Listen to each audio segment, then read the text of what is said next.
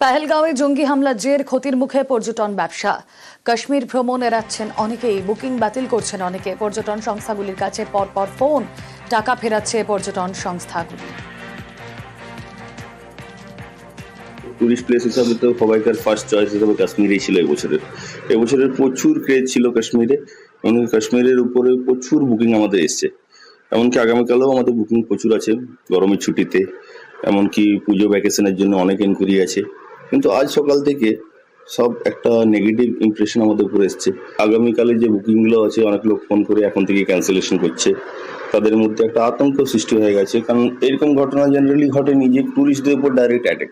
তার জন্য এটা একটা বিশাল বড় নেগেটিভ ইফেক্ট আসছে আমাদের ব্যবসার প্রতি। আমরা গরমের ছুটিতে আমরা কোথাও না কোথাও যাই ঘুরতে, তো এবারে কাশ্মীর যাওয়ার প্ল্যান করেছিলাম। তো পর্যটকদের উপর যেভাবে হামলা হলো, আমরা ভয়ে আতঙ্কিত হয়ে আছি, ভাবছি যাওয়াটা ক্যান্সেল করে দেবো, ওখানে বন্ধ করে অন্য কোথাও যাওয়ার প্ল্যান ভাবছি। তখন আমাদের গোটা বছরের রোজগার যেটা আসে ট্রাভেল মানে ইন্ডাস্ট্রি থেকে কমসে কম 70% কভার করে আমাদের শুধুমাত্র জম্মু কাশ্মীরের প্রোগ্রামে। আমাদের মার্চ হয়েছে, এপ্রিল হয়েছে, মানে 3 তারিখ লাস্ট হয়েছিল। এই এপ্রিল মাসের 30 তারিখ আমাদের একটা প্রোগ্রাম এখনো প্রিপারেশনের মধ্যে আছে। তার মধ্যে আমাদের টিম সাইজ ছিল ওটা গোটা 35 জনের মতন। কিছু জন মানে কালকে থেকে ঘটনাটা হওয়ার পর ফোনে যোগাযোগ করছে। অলরেডি আমাদের কাছে হাওড়া থেকে একটা দিদি বুকিং ছিল, উনি অ্যাডভান্স করেছিলেন, আমাকে ফোন করলেন যেমন ধরনের ব্যাপার। আমি বলেছি দিদি চিন্তা নেই, আপনি যদি না যেতে চান জোর করে নিয়ে যাবো না। তো আপাতত জানি না আমার 30 তারিখের প্রোগ্রামটা হবে কি না হবে, তবে যতটা সম্ভব ক্যান্সেলের দিকেই আছে। কাশ্মীর আজ থেকে 10-12 বছর আগে খুব ডিস্টার্ব ছিল, তখন মানুষ যেত না এবং আমরাও মানুষকে শর্ট করে বার করতে পারতাম না।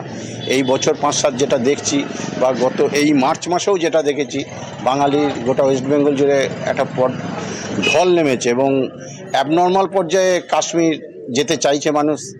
সেইটা মনে হচ্ছে যেন একটু ভাঁটা পড়বে। আমরা খবর দেখাই মানুষের সমস্যার সমাধানের জন্য। এই যে দেখিয়েছিলাম, গতকাল প্রশ্নও তুলেছিলাম, কাঁকসায় স্টেশন লাগোয়া, বাস স্ট্যান্ড লাগোয়া যে কল, সেই কলগুলো কত কয়েক মাস ধরে বিকল, জল পড়ে না। আর বলা হয়েছিল, খবর দেখানোর পর বলা হয়েছিল হয়ে যাবে, তাড়াতাড়ি হয়ে যাবে, হয়েও গেল। 24 ঘন্টার মধ্যেই জল চলে এলো। আমাদের খবর দেখালাম, খবরের পরে 24 ঘন্টার মধ্যে জল এলো, কিন্তু এতদিন কেন আসেনি এই প্রশ্নটাই কালকে রাখা হয়েছিল। যে বারবার এখানকার যারা ব্যবসায়ী, যারা রোজ ব্যবহার করেন এই টিউবওয়েল, তারা লিখিত দিয়েছেন উপপ্রধানকে, প্রধানকে, কিন্তু তারপরেও কোনো কাজ হয়নি। আর খবর দেখাতে হলো, তারপরেই জল চলে এলো। 3-4 মাস ধরে পড়েছিল কলটা, পঞ্চায়েত থেকে লোক পাঠিয়েছিল, মিস্ত্রি এসছে, ঠিক করলো, বলে 24 ঘন্টার ভিতরে কল ঠিক করে দেবো। আমাদের খবরের জন্য আমরা কল করি। হ্যাঁ, খবরে দেখানো হয়েছিল, তার পরিপ্রেক্ষিতে উপপ্রধান নিজেই বলেছেন 24 ঘন্টার মধ্যে কলে জল বের করে দেখাবো। তো সত্যিকারে আজকে সেই কাজটা আমরা দেখতে পাচ্ছি। তো তার জন্য উপপ্রধানকে আমি ধন্যবাদ জানাই, তার জন্য অনেক কৃতজ্ঞ। কোচবিহারে এই রকম অবস্থা। কোচবিহারে জল জীবন মিশন প্রকল্পে কেন্দ্রের বিরুদ্ধে টাকা না দেওয়ার অভিযোগ। টাকা দিচ্ছে না কেন্দ্র, এরকমটাই অভিযোগ। আর জল জীবন মিশন প্রকল্পের কাজে ঢিলেমি। মার্চ পর্যন্ত 150 কোটি টাকা বকেয়া ঠিকাদারদের। টাকা বকেয়া থাকায় কাজেও অনীহা। সম্প্রতি কিছু টাকা বরাদ্দ হয়, নতুন করে কাজ শুরু হয়েছে, কিন্তু 100 কোটি টাকা এখনো বকেয়া। জেলার অর্ধেক বাড়িতেই জল পৌঁছয়নি বলে অভিযোগ। না, আমার এখানে কোনো পাইপও পোতায় নাই, জলও আমরা পাই নাই। বাড়ির পাশে 1 বিঘে জমির পাকে আমরা জল পাই নাই। জল তো নাই সংযোগ। হ্যাঁ, চালু হয়েছে। তাহলে জলের সংযোগ দেয় নাই কেন? মাল শেষ হয়ে গেছে, পরে বললো যে 1 বছর পরে হবে, পরে এই কথা বলছি। পুজোর পর থেকে আমাদের মানে ফান্ডিংটা একটা বন্ধ হয়ে যায়, 5 মাস মতো আর কি পেমেন্ট বন্ধ ছিল। তো সেই কারণে তখন একটু প্রোগ্রেসটা স্লো হয় আর কি। তো এখন মার্চের দিকে আমরা পেমেন্ট মোটামুটি করেছি কিছু। তো এখন আবার সেই হিসাবে সবাইকে আর কি ফুল ফ্লেজেড মাঠে নামানো হয়েছে। আর যেগুলো আর কি কম বেশি এই যে প্রবলেম গুলো যেগুলো ছিল, তো সেখান থেকে নিয়ে যেখানে যেখানে এগুলো পাওয়া যাচ্ছে, ওগুলো প্রত্যেকটাকেই অ্যাটেন্ড করে এখন সলিউশন করে দেওয়া হয়। অবশ্যই শিলিগুড়ির খবর দেখাতে হবে। শিলিগুড়ির খবর দেখিয়েছিলাম, পাম্পিং স্টেশনে কাজের জন্য বন্ধ ছিল জল এবং তার জন্য প্রচুর পাউচ জলের ট্যাঙ্কের ব্যবস্থা করা হয়েছিল। পাম্পিং স্টেশনে কাজ শেষ হয়ে গেছে, এবার জল চলে এলো, শিলিগুড়ির মানুষের জল যন্ত্রণা মিটে গেল।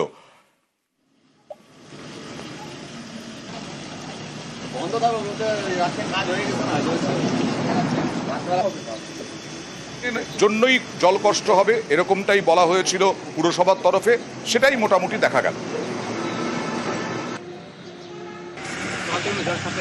জল চাওয়া ঠিক আছে, আজকে বন্ধ থাকার কথা ছিল। হ্যাঁ, রাতে কাজ হয়েছে তো জল ছাড়ে দিচ্ছে, না কোনো সমস্যা নেই। জল বন্ধ হলে সমস্যা হয় একটু, জল খোলা আছে, সমস্যা নেই। শঙ্করের যেইটা আছে সেখানে আমাদের ভাল্ব খারাপ হয়ে গিয়েছিল, সেটা ঠিক করার জন্য আমরা আগাম শর্তগত হিসাবে সবাইকে জানানো হয়েছিল জল বন্ধ থাকবে 23 তারিখ বিকালে। আমরা বিকল্প ব্যবস্থাও করেছিলাম, যাতে ট্যাঙ্কারের ব্যবস্থা করা হয়েছিল। সব ব্যবস্থা করা সত্ত্বেও এবং আমাদের কাজ খুব দ্রুততার সঙ্গে করেছেন, স্বাভাবিক হয়ে গেছে জল। আর এইটা দেখুন, দিনহাটায় সরকারি জলাশয়, সেই জলাশয় কোথায়? জলাশয় হাওয়া, কারণ মাটি মাফিয়া এইভাবে পুকুর ভরাট করে দিচ্ছে, জলাশয় ভরাট করে দিচ্ছে। এটা সরকারি জলাশয়, এই মাটি মাফিয়া দৌরাত্ম্য দিনহাটার চাঁদনি চকে। এটা রাতের অন্ধকারে মাটি এনে পুকুর ভরাট। স্থানীয়দের দাবি, তারা ভয়ে বাধা দিতে পারেন না। আর পঞ্চায়েত প্রধান যেমন বলেন সব জায়গায়, তিনি কিছুই জানেন না। এটা কি সত্যি হয়? এখন বলছেন অভিযোগ সত্যি হলে ব্যবস্থা নেবেন। তো আমার জানা নেই, জমি ভরা করছে না পুকুর ভরা করছে, আপনারা সংবাদ মাধ্যম যেহেতু আমাকে জানাচ্ছেন, তাহলে আমাকে দেখতে হবে যে সরকারি জমিতে তো যদি সরকারি মানে জমি, সেখানে হয় সরকারি কোনো প্রকল্পের কাজ হবে, সেটা আমাদের ব্লক থেকে ওই ধরনের হয়তো কোনো টেন্ডার হয়নি বলে আমরা জানতাম, আমার জিপি থেকে তো হয়নি। এখন কোন জমিটা ভরাট হচ্ছে সেটাকে আমাকে আইডেন্টিফাই করতে হবে। সেটা যদি অবশ্যই সরকারি জমি হয়, সেখানে যদি কেউ করে থাকে, তাহলে সেটা আমাদের যেটা আইনি প্রসেস সেটা করতে হবে। এই গরিব মানুষদের জন্য আবাসের টাকা, সেই আবাসের টাকা তছরূপের অভিযোগ এক নেতার বিরুদ্ধে। আবাসের টাকা তছরূপের অভিযোগ বিভিন্ন জায়গায় আমরা দেখাচ্ছি। 2018-এ বসিরহাটের 19 নম্বর ওয়ার্ডে 130 জনের জন্য আবাসের বাড়ি বরাদ্দ হয়। প্রতি বাড়ির জন্য বরাদ্দ হয় 3,68,000 টাকা। 3টি কিস্তিতে সেই টাকা পাওয়ার কথা উপভোক্তাদের। মানে তখন কেন্দ্র টাকা দিত, এখন তো রাজ্য সরকার বাংলার বাড়ির জন্য বাংলার বাড়ি প্রকল্পে টাকা দিচ্ছে। সেই টাকা 2018 সালের টাকা কাউন্সিলর নিয়ে নেন। ব্যাংকের বই উপভোক্তাদের, চেক বই উপভোক্তাদের, টাকা তুলে বাড়ি বানিয়ে নেন কাউন্সিলর নিজে। বাড়ি করার কথা ছিল এই গরিব মানুষদের, কাউন্সিলর নিজে বাড়ি তৈরি করে ফেলেছেন। পরিস্থিতি পয়সা করেছে, কিছু দেয়নি, ভিত করার পয়সাও দেয়নি, লিংটন অবধি হয়েছিল তাও পয়সা দেয়নি, সব ফটো নিয়ে গেছে। তাহলে এই পর্যন্ত উঠলো কি করে? আমরা নিজেরা করেছি। তাহলে ওর আপনার নামে যে টাকা বসছিল, তাহলে সে কোথায় গেল? সেটা তো আমরা বলতে পারছি না, দেবো, দিচ্ছি, দেবো। কে এটা?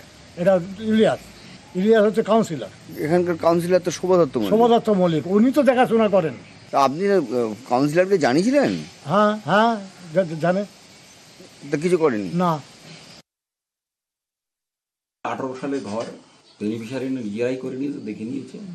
যারা অভিযোগ করছে সর্বত্র মিথ্যা, আর কোনো ইনকমপ্লিট ঘর নেই। আমাদের কাছে লিস্ট আছে, নিশ্চিত আছে লিস্ট। আপনি ওই লিস্ট সম্ভবত 130টা ঘর ছিল, আপনি ওই 130টা ঘরের লিস্ট ধরে ধরে আপনি বাড়ি বাড়ি গিয়ে আপনি পর্যবেক্ষণ করতে পারেন যে তাদের ঘর ইনকমপ্লিট কিনা।